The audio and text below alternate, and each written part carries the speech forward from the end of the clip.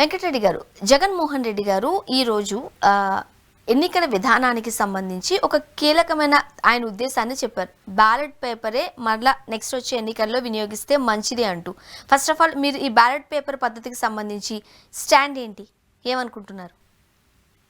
ఒకటి ఇక్కడ మనం గమనించాల్సినటువంటి అంశం క్లియర్ గా ఈవీఎంఎల్ని హ్యాకింగ్ చేస్తున్నారు, ఈవీఎంల ద్వారానే వాళ్ళు అధికారంలోకి వచ్చారనేటటువంటి బలమైనటువంటి అనుమానాలు మొట్టమొదటి ఆంధ్రప్రదేశ్ రాష్ట్రానికి సంబంధించి, తర్వాత అదే అప్పుడు జరిగినటువంటి ఎన్నికలు ఒరిస్సాకి సంబంధించి, తర్వాత మొన్న మధ్య జరిగినటువంటి హర్యానాకి సంబంధించి కావచ్చు, లేదంటే నిన్నగాక మొన్న వచ్చినటువంటి మహారాష్ట్రకు సంబంధించినటువంటి కావచ్చు, ఈ రాష్ట్రాలు ఈ 4 రాష్ట్రాలకు సంబంధించిన దాంట్లో అనేక రకాల లోపాలు అక్కడ మనకు కనపడ్డప్పుడు ఎస్ ఇది ఈవీఎంని మ్యానిపులేట్ చేసి అధికారంలోకి వచ్చారు అనేటటువంటి బలమైనటువంటి ఆధారాలు మనకు కనపడతా ఉన్నాయి. కాబట్టి ఖచ్చితంగా ఈవీఎంలని మిగిలిన దేశాలు కూడా, ఎందుకంటే 31 దేశాల్లో ప్రపంచవ్యాప్తంగా ఈవీఎంల ద్వారా ఎన్నికలు జరిగి ఉన్నాయి. ఆ 31 దేశాల్లో 30 దేశాలు పాక్షికంగా అండ్ పూర్తిగా ఈవీఎంలను తీసేసి బ్యాలెట్ పేపర్ విధానానికి ఈరోజు ఎన్నికల విధానానికి వెళ్తున్నప్పుడు మన ప్రజాస్వామ్య దేశం అనేటటువంటి భారతదేశంలో ఇంత 130 కోట్ల జనాభా కలిగినటువంటి మన దేశంలో మరి ఎన్నికలు నిజంగా నిష్పక్షపాతంగా జరగకపోతే, ఓ పక్షపాతంగా ఒక కుట్రపూరితంగా ఎస్ ఈవీఎంలు మేనేజ్ చేసి అధికారంలోకి వచ్చేయచ్చు అనేటటువంటి విధానంగా జరిగితే ఇంకా ప్రజాస్వామ్యం అనే దానికి అర్థమే ఉంటది. సో దానికి బలమైనటువంటి ఆధారాలు ఏదైతే ఇక్కడ ఎన్నికలు ఈవీఎంలు మేనేజ్ చేసే జరిగినాయి అనే దానికి చాలా రకాల ఎవిడెన్సెస్ మనకి ఈ మధ్య కనపడ్డాయి కదా. దాంట్లో ప్రధానంగా మనం చూస్తే ఎన్నికలు కౌంటింగ్ అయిపోయిన తర్వాత ఫామ్ 20 అనేది అప్లోడ్ చేయాలి. ఫామ్ 20ని ఎప్పుడు అప్లోడ్ చేయాలి? విత్ ఇన్ 48 అవర్స్ లో అప్లోడ్ చేయాలి, అంటే 2 రోజుల్లోనే అప్లోడ్ చేయాలి. కానీ ఎన్నికల కమిషన్ ఎప్పుడు అప్లోడ్ చేసింది? 109 రోజుల తర్వాత అప్లోడ్ చేసింది. మరి దానికి ఖచ్చితంగా అనుమానాలు వ్యక్తం అవుతాయి కదా. 2 వివిప్యాట్ స్లిప్లు ఏదైతే మన ఈవీఎం అంటే ఎలక్ట్రానిక్ ఓటింగ్ మిషన్ ద్వారా ఏదైతే మనకు ఏ పార్టీకి ఎన్ని ఓట్లు పడినటువంటి దానికి వివిప్యాట్ స్లిప్ లెక్కించాలని చెప్పి ఏదైతే వైఎస్ఆర్ కాంగ్రెస్ పార్టీకి సంబంధించినటువంటి కంటెస్ట్ చేసినటువంటి 3 అభ్యర్థులు న్యాయస్థానానికి వెళ్ళినప్పుడు ఎలక్షన్ కమిషన్ కూడా వాళ్ళు ఆల్రెడీ డబ్బులు కట్టి మమ్మల్ని లెక్కించమని అడిగినప్పుడు ఎస్ వివిప్యాట్లని ఎలక్ట్రానిక్ ఓటింగ్ మిషన్ లో వచ్చిన ఓట్లని లెక్కించకుండా మాక్ పోలింగ్ నిర్వహిస్తామని చెప్పి తప్పుకున్నటువంటి విధానాన్ని బట్టి ఖచ్చితంగా అనుమానాలు వ్యక్తం అవుతాయి కదా. మరి ఎందుకు చేయలేదు? 3వ అంశం వచ్చేటప్పటికి ఏదైతే ఒకప్పుడు మీరు నాతో ఇంటర్వ్యూ చేస్తున్నారో మీ ఫోన్ ఇప్పుడు స్విచ్ ఆఫ్ చేసి పెడితే బ్యాటరీ ఛార్జింగ్ పెరిగిద్దా అలానే ఉంటుందా? పెరగదు కదా.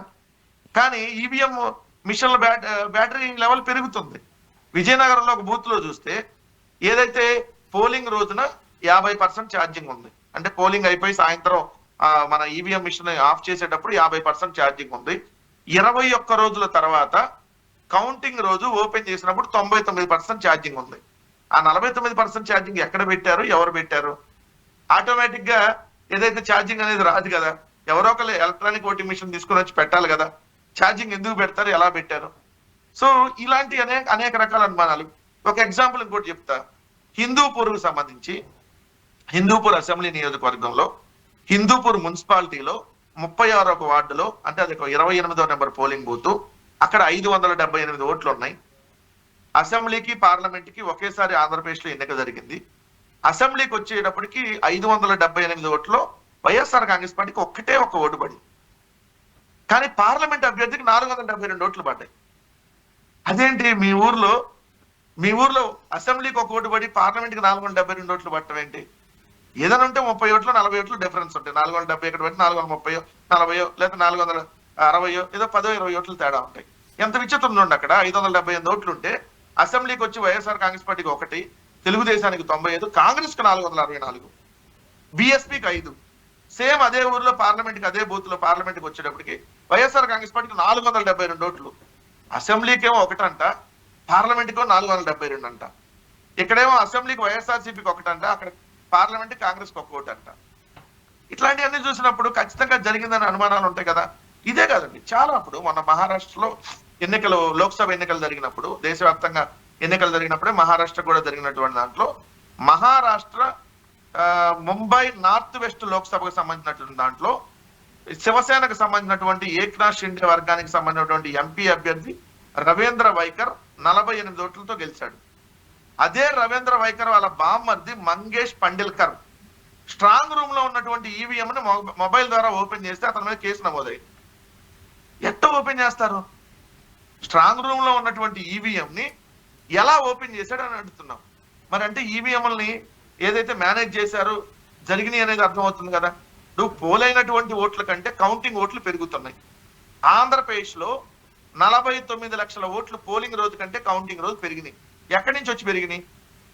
ఎవడన్నా పైన ఆత్మలు వచ్చి అర్ధరాత్రి ఏమన్నా వెళ్ళి ఓట్లేసి వచ్చారదా? ఆత్మలు ఓట్లేస్తే చల్లవు కదా. మరి ఎక్కడి నుంచి పెరిగినాయి? దెయ్యాలు ఏమన్నా వచ్చి ఓట్లేసినాయా? వెంకటరెడ్డి గారు, అడగండి. సాధారణంగా అధికారంలో ఒక ప్రభుత్వం ఉన్నప్పుడు ఓడిన ప్రభుత్వం రకరకాల ఇష్యూస్ పైన వాళ్ళ అభిప్రాయాలు ఇలా చెప్పడం జరుగుతూనే ఉంటుంది. గత 2019లో కూడా ఈవీఎంలకి సంబంధించి అప్పుడు అధికారం కోల్పోయిన టీడీపీ కూడా ఇలాంటి కొన్ని ఆరోపణలే చేసింది. మరి 2019 మనం చూసినట్లయితే ఇదే ఈవీఎంల ద్వారా వైసీపీ ప్రభుత్వం 151 నియోజకవర్గాలను గెలుచుకున్నప్పుడు అప్పుడు ఈవీఎంలు సరిగ్గా పనిచేశాయి. ఇప్పుడు 2024కు వచ్చేసరికి ప్రతిపక్షంలోకి వెళ్ళారు కాబట్టి ఇప్పుడు సరిగ్గా పని చేయట్లేదనా ఎలా అర్థం చేసుకోవాలి? నేను అడిగిన పాయింట్స్ అడుగుతున్నా, నేను అడిగింది లాజిక్ అడుగుతున్నా, నేను ఆరోపణ చేయట్లా. దాని లాజిక్లకు సమాధానం చెప్పండి. మీ ఊర్లో మీరు ఓటేశారండి, మీ ఊర్లో 500 ఓట్లు ఉన్నాయి. పోలింగ్ రోజు 500 ఓట్లు పోలైనాయి. 570 అంటే మీకు 500 ఓట్లు మీ ఊర్లో పోలైనాయి. మీ విలేజ్ లో, స్వర్ణగారి విలేజ్ లో పోలైనాయి. కౌంటింగ్ రోజు 500 నుంచి 550 ఎట్ట వస్తాయి? ఆ 50 ఎవరు వేశారు, ఎప్పుడు వేశారు, ఎక్కడ వేశారు? దీనికి ఎలక్షన్ కమిషన్ నేను సమాధానం అడుగుతున్నా. మహారాష్ట్రకు సంబంధించి మహారాష్ట్రలో పోలైనటువంటి ఓట్లు 6,40,800 6,40,88,195 అంటే 6,40,00,000 ఓట్లు పోలైనయి. కౌంటింగ్ రోజు 6,45,00,000 ఓట్లు వచ్చినాయి. అంటే 5,04,313 ఓట్లు ఎక్కడి నుంచి వచ్చినాయి? నేను అడుగుతా. పోలింగ్ రోజుకి కౌంటింగ్ రోజుకి తేడా ఎక్కడ వస్తుంది? రెండు, మీరు అన్నట్టుగా ఒక నవాపూర్ అనేటటువంటి ఒక అసెంబ్లీ నియోజకవర్గంలో 2,40,022 ఓట్లు పోలైతే లెక్కించేటప్పటికి 2,41,197 ఓట్లు వచ్చినాయి. అంటే 1,171 ఓట్లు అదనంగా వచ్చినాయి. అక్కడ అభ్యర్థి గెలిచింది 1,122 ఓట్లు మెజార్టీతో గెలిచాడు. అదనంగా వచ్చిన ఓట్లు 1,171, అక్కడ గెలిచిన అభ్యర్థికి వచ్చిన మెజార్టీ 1,122. ఇట్లాంటి ఈవీఎం చిత్రాలు చాలా ఉన్నాయి. ఎక్కడి నుంచి వచ్చినాయి అన్నాడు. సూటికి ఏం లేదు దీంట్లో. స్పష్టంగా ఇది ఈవీఎంలో అవకతవకలు కాకపోతే మీ ఊర్లో ఎన్ని ఓట్లు పోలైతే కౌంటింగ్ రోజు కూడా అన్నే ఉండాలి. మీ నియోజకవర్గంలో ఎన్ని ఓట్లు పోలైతే కౌంటింగ్ రోజు కూడా అదే ఉండాలి. మీ రాష్ట్రంలో ఎన్ని ఓట్లు పోలైతే కౌంటింగ్ రోజు కూడా అదే ఉండాలి. ఇది కదా లెక్క. మేము ఆరోపణ చేస్తున్నామని కాదు. దీనికి ఎందుకు ఎలక్షన్ కమిషన్ పారిపోయింది? దొంగల్లాగా, గజ దొంగల్లాగా, ఈ ప్రజాస్వామ్యాన్ని కూనీ చేసినటువంటి కూనీ కోరుల్లాగా ఎందుకు పారిపోయారని అడుగుతా ఉన్నా.